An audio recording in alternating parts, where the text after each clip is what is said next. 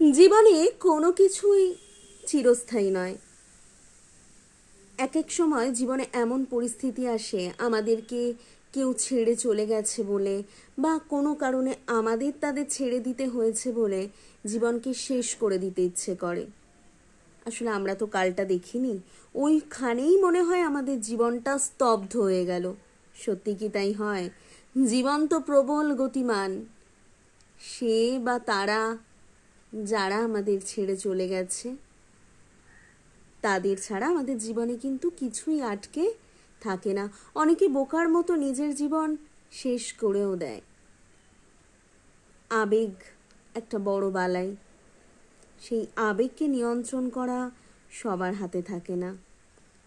যে বন্ধুর পাশে বসার জন্য কান্নাকাটি করতাম, জীবনে এমন একটা মোড় আসে, সেই বন্ধু যদি পাশ থেকেও চলে যায়, জাস্ট কিছু যায় আসে না। ডায়েরির পাতায় কিছু ডেট লিখে রেখেছিলাম, কোনো দিন ভুলবো না বলে, কিন্তু এখন সেই ডেটগুলো নয় মনে পড়ছে না, আর নয়তো লিখে রেখেছিলাম বলে হাসি পাচ্ছে, একটুও আফসোস হচ্ছে না।